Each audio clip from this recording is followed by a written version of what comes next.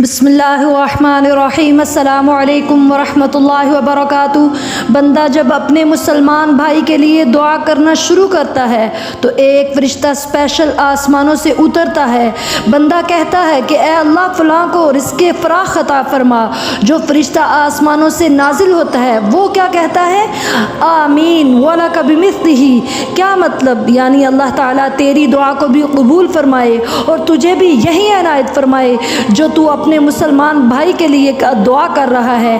آپ اور میں ڈھونڈتے ہیں کہ کوئی نیک بندہ مل جائے، اس سے دعا کروائیں۔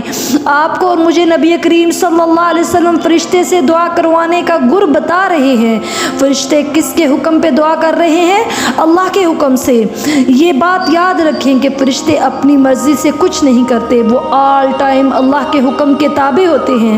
فرشتہ تو اپنی مرضی سے بولتا بھی نہیں، وہ بھی اللہ کے حکم سے بولتا ہے۔ میری پیاری بہنوں، یہ دل بڑا کرنے کی بات ہے۔ نبی کریم صلی اللہ علیہ وسلم کے دور میں ایسا ہوا کہ ایک ساتھی جو بدو تھا، اسلام قبول کیا اس نے، اور پھر اللہ سے دعا کرنے لگا کہ اے اللہ میرے اور محمد صلی اللہ علیہ وسلم کے علاوہ کسی پہ اپنی رحمت نہ کرنا۔ تو یہ سن کر نبی کریم صلی اللہ علیہ وسلم ہنسنا شروع ہو گئے کہ یہ کیا کہہ رہا ہے کہ اللہ کی رحمت کو میرے اور اپنے تک محدود کر رہا ہے۔ تو لہٰذا انسان کی یہ فطرت اور نیچر نہیں ہونی چاہیے۔ انسان رات کو اگر 15 سے 20 منٹ اپنے لیے دعا کر رہا ہے تو 5 منٹ اگر اپنے مسلمان بہن بھائیوں کے لیے دعا کر کے، خاص طور پر ان 15-20 منٹ میں سے جو 5 منٹ آپ نے اپنے مسلمان بہن بھائی کے لیے دعا کی، تو آسمانوں سے فرشتہ اترا اور اس نے آپ کے لیے وہی دعا کی جو آپ نے اپنے مسلمان بھائی کے لیے دعا مانگا۔ جو بھی دنیاوی خواہش ہے آپ کی، وہ اپنے بھائی کے لیے مانگے۔ اللہ کی قسم، بڑے بڑے امام اور محدثین فرماتے ہیں کہ اس کو وہ ضرور ملے گا جو مسلمان اپنے بھائی کے لیے مانگتا ہے۔ یہ سلف صالحین کا مشاہدہ ہے کہ جو اپنے مسلمان بہن بھائیوں کے لیے دعائیں کرتا رہتا ہے وہ کبھی بھی کسی چیز کا محتاج نہیں ہوتا۔ ہر چیز اللہ تعالیٰ آٹومیٹکلی اسے عطا فرما دیتے ہیں۔ وجہ کیا؟ کیونکہ اس کے لیے تو فرشتے بھی دعائیں مانگ رہے ہوتے ہیں۔ آج اسی حوالے سے میں آپ کو ایک سچا واقعہ سعودی عربیہ کا ہے وہ سناؤں گی کہ ایک بندے کو خواب آتا ہے اور خواب میں نمبر بھی آتا ہے۔ اللہ گواہ ہے یہ سچا واقعہ ہے کہ فلاں بندے کو عمرہ کرواؤ۔ خواب آئی، نمبر بھی خواب میں آیا، صبح اٹھا تو خواب بھی یاد تھا اور نمبر بھی یاد تھا۔ پھر یہی خواب دوسرے دن آیا، تیسرے دن آیا، چوتھے دن آیا۔ جب یہی خواب لگاتار آتا رہا تو اس نے ایک سعودی عرب کے بہت بڑے عالم سے رابطہ کیا کہ مسلسل مجھے یہ خواب اللہ دکھا رہے ہیں کہ فلاں بندے کو عمرہ کروا اپنے خرچے پر۔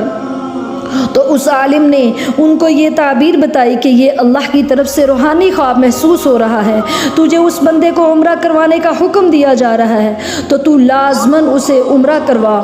کہ ابھی تک تو نے اس کا نمبر نہیں ملایا؟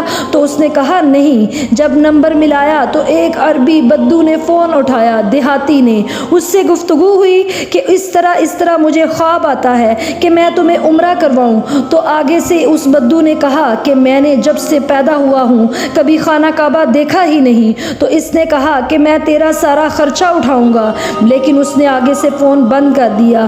یہ عرب کی کتابوں میں بھی واقعہ موجود ہے اور اس بندے کا انٹرویو بھی موجود ہے۔ زیادہ وقت نہیں گزرا اس واقعے کو، اب وہ بار بار کال کر رہا ہے اس کو۔ بالآخر اس بندے کے دل میں پتہ نہیں کیا خیال آیا کہ اس نے اس کا فون اٹھا لیا اور کہا کہ ایک شرط پر آؤں گا کہ تو مجھے وہاں 5 اسٹار ہوٹل میں اسٹے کروائے اور وہاں پہ میرے یہ اخراجات پورے کرے گا۔ مجھے تو یہاں سے پک کرے گا اور یہاں مجھے واپس چھوڑے گا تو میں تیرے ہی سپرد رہوں گا، میں تیرے ہی اصرار پر عمرہ کروں گا۔ میں نے ساری عمر سعودی عرب میں گزار دی مگر خانہ کعبہ کبھی نہیں دیکھا۔ اب تو میرے پیچھے لگ گیا ہے تو میں یہ کام کر لیتا ہوں۔ دیکھیے کہ کسی کی دعا کسی کے کام کیسے آتی ہے۔ مین جو ریزن ہے اس واقعہ کو سنانے کی وہ یہ ہے۔ تو وہ بندہ اس کے اخراجات سارے پورے کرتا ہے، اس کی ساری ڈیمانڈ پوری کرتا ہے، وہ خانہ کعبہ کو بدو چھوڑ کر جا رہا ہوتا ہے واپس، تو اس بندے کو کہتا ہے جو اس کے ساتھ اخراجات پورے کر رہا ہوتا ہے کہ میری ساری عمر بیت گئی اور میں نے کبھی بھی اللہ کے گھر کو نہیں دیکھا تھا۔ وہ کیا کہتے ہیں، کیا عجیب سی دل کی کیفیت ہو رہی ہے، مجھے 2 رکعت نماز پڑھنے دو، شاید زندگی میں دوبارہ موقع ملنا ہے کہ نہیں۔ اب 40-50 سال گزر گئے، میں نے اللہ کا گھر نہیں دیکھا تھا، آج دیکھا ہے تو رب کو 2 سجدے کرنے کو دل کر رہا ہے، تو وہ کہتا ہے کہ کر لو۔ تو وہ عمرہ کروانے والا کہتا ہے کہ میری آنکھوں کے سامنے وہ بندہ دوسرے سجدے میں گیا ہے، آخری رکعت کے میں نے دیکھا سجدہ لمبا ہوتا جا رہا ہے، ہوتا جا رہا ہے، ہوتا جا رہا ہے، پھر میں اس تک پہنچا، اس کی روح قبض ہو چکی تھی۔ تو کہتا ہے کہ میں تو حیران ہو گیا کہ مجھے خواب بلا وجہ نہیں آیا، اس کے پیچھے ضرور کوئی مقصد تھا، اللہ تعالیٰ نے اسے کان سے پکڑ کر جو جنت میں داخل کیا ہے، کوئی نہ کوئی تو وجہ ضرور ہوگی، اس کا کوئی نہ کوئی ایسا عمل تو ضرور ہوگا۔ کہتا ہے کہ میں تحقیق کرنے لگا، پھر اس کی میت لی، اس کے گھر والوں کو خبر دی اور ان کے محلے میں جا پہنچا کہ یہ کیا ایسا عمل کرتا تھا۔ کہتا ہے کہ مجھے اس کے بارے میں ساری نیگیٹو رپورٹیں ملی کہ نماز نہیں پڑھتا تھا، بڑا سستی کا شکار تھا، کبھی جمعہ پڑھ لیا کبھی نہیں، کبھی عید پڑھی کبھی نہیں، سگریٹ نوشی وغیرہ بھی کرتا تھا، بڑا بالکل نارمل سا بندہ تھا۔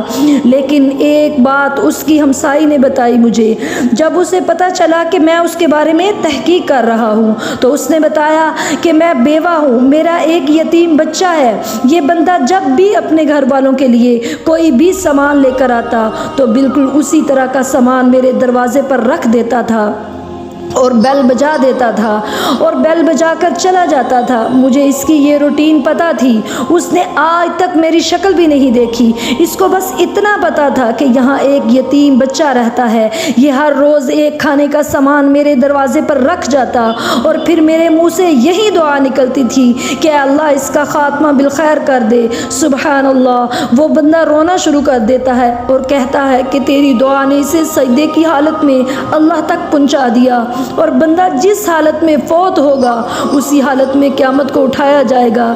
بتائیے جو حشر کے دن سجدہ کرتے ہوئے اٹھے گا اس کا کیا حساب ہونا ہے، وہ تو بغیر حساب کتاب کے جنتی ہے۔ سبحان اللہ، اس لیے دوسروں سے دعائیں لینے والے کام کریں اور دوسروں کو خصوصی طور پر اپنی دعاؤں میں یاد رکھیں تاکہ اللہ تعالیٰ دنیا آخرت کی ہر نعمت ہمیں عطا فرمائے۔ آمین۔ اللہ ہم سب کا حامی و ناصر ہو۔ السلام علیکم ورحمۃ اللہ وبرکاتہ۔